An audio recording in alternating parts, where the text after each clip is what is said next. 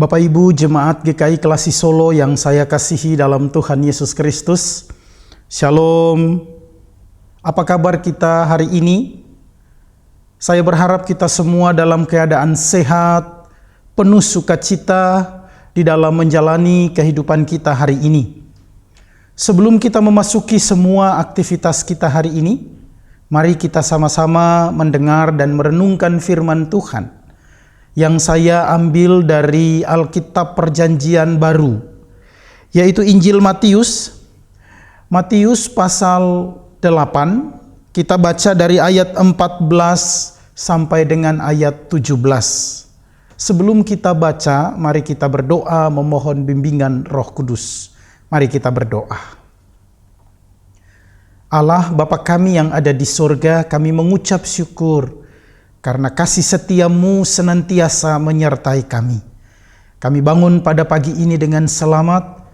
Kami mau memulai seluruh aktivitas kami. Namun kami sadar sungguh bahwa kami lemah.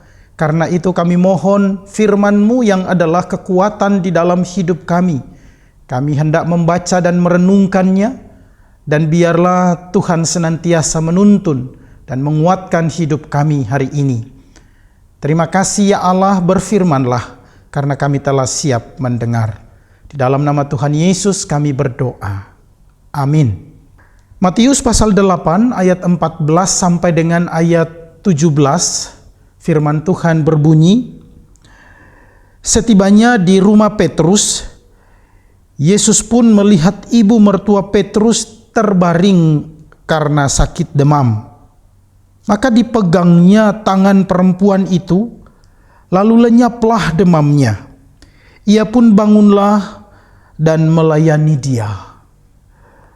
Menjelang malam, dibawalah kepada Yesus banyak orang yang kerasukan setan. Dan dengan sepatah kata, Yesus mengusir roh-roh itu dan menyembuhkan orang-orang yang menderita sakit.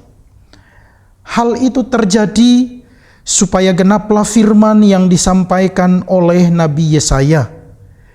Dialah yang memikul kelemahan kita dan menanggung penyakit kita. Demikianlah firman Tuhan. Haleluya. Bapak Ibu yang saya kasihi, tema renungan kita hari ini adalah selalu bersyukur kepada Tuhan. Pada suatu hari ketika Yesus masuk ke kota Kapernaum, ia tinggal di sebuah rumah. Dan di sana banyak orang yang datang mendekat kepada Yesus. Semua orang melihat ada seorang wanita yang sudah tua. Namun ia begitu semangat untuk melayani Tuhan Yesus dan semua yang ada di situ. Semangatnya seperti seorang wanita yang masih muda belia. Setelah melihat itu, Yesus bertanya, "Hai ibu, mengapa engkau lakukan itu padaku?" Lalu murid-murid Yesus berkata kepada Yesus, "Guru, dia itu adalah mertua Petrus." Setelah mendengar itu, Yesus pergi dari rumah itu, dan baru saja ia keluar dari rumah itu, ia mendengar ada seorang lelaki. Ia memarahi istrinya, memaki-maki anak-anaknya, dan mengobrak-abrik rumah yang ada di dekat situ. Bapak Ibu, Yesus mendekat lelaki itu dan berkata, "Mengapa engkau lakukan itu padaku?" Lalu murid-murid Yesus berkata kepada Yesus, "Guru, orang itu adalah seorang hamba perwira yang baru saja engkau sembuhkan." Lalu kemudian Yesus pergi meninggalkan lelaki itu. Beberapa waktu kemudian ia berjumpa lagi dengan seorang pemuda. Ia duduk di suatu tempat dalam keadaan mabuk. Tubuhnya compang-camping. Lalu Yesus mendekat pemuda itu dan bertanya, "Mengapa engkau menghabiskan waktumu untuk mabuk-mabukan? Mengapa engkau lakukan itu untuk aku?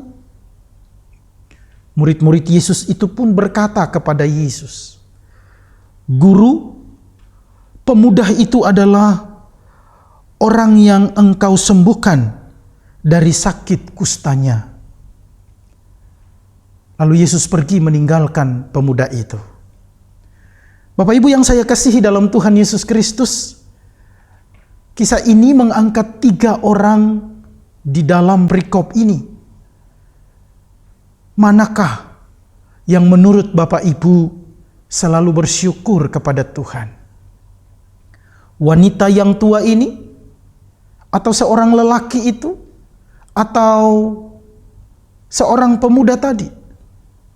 Tentunya kita semua sepakat bahwa seorang wanita tua itu, dia adalah mertua Petrus. Bapak Ibu yang saya kasihi, hidup ini adalah milik Tuhan. Dia tidak memberi kita harta. Dia tidak memberi kita jabatan. Semua itu adalah hasil usaha kita. Tetapi Dia memberi kita keselamatan. Nah, karena itu Bapak Ibu yang saya kasihi, gunakanlah hidupmu sebaik mungkin untuk melayani Tuhan. Sama seperti Yesus ketika Dia berjumpa dengan orang-orang yang saya sebutkan tadi, 3 orang ini. Dia tidak pernah meluangkan waktu untuk pergi begitu saja. Tetapi Dia selalu menyediakan waktu untuk mereka. Dan Dia sembuhkan mereka. Termasuk banyak orang yang waktu itu datang di waktu hari, hampir malam. Memang keadaan waktu itu adalah hari Sabat. Sehingga semua orang yang datang pada Yesus harus menunggu. Harus lewat hari Sabat dulu. Di mana di langit harus ada 1 atau 2 bintang yang bernyala. Baru semua orang harus pergi keluar kota atau pergi keluar rumah. Karena itu sebagai tanda bahwa hari Sabat telah berlalu. Maka semua orang yang datang kepada Yesus membawa pergumulan hidup mereka, membawa keluarga mereka yang sakit. Disitulah Yesus mengerjakan semuanya, menyembuhkan semuanya. Kita tahu bahwa cinta kasih Yesus kepada semua orang yang hadir di situ begitu luar biasa. Bagaimana dengan Bapak, Ibu, dan saya? Di tengah-tengah pandemi COVID-19 ini, sebagai pribadi, sebagai gereja, mungkin kita sedang menghadapi sebuah persoalan yang berat. Namun biarlah kita percaya bahwa Tuhan Yesus selalu mengasihi kita. Karena itu melalui firman Tuhan yang saya sampaikan ini, saya mengajak kita untuk mengingat 3 hal. Yang pertama adalah kasih setia Tuhan terus sampai selama-lamanya. Baik kepada Bapak Ibu dan juga kepada saya. Untuk kita semua, kasih setia Tuhan tetap untuk selama-lamanya. Yang kedua, serahkanlah semua bebanmu kepada Tuhan. Semuanya kepada Tuhan, karena Dialah kunci jawaban persoalan kita. Dan yang ketiga adalah tetap bersyukur kepada Tuhan. 3 orang tadi, mari kita praktekkan apa yang telah dilakukan oleh seorang wanita itu. Dia sadar sungguh bahwa Tuhan telah mengasihi dia. Maka hidupnya, dia berikan seluruhnya kepada Tuhan. Ia melayani Tuhan di sisa hidupnya. Maka biarlah kita semua yang mendengar renungan ini, dengan sukacita kita jalani hidup di dalam syukur kepada Tuhan. Tuhan memberkati kita. Amin. Mari kita berdoa.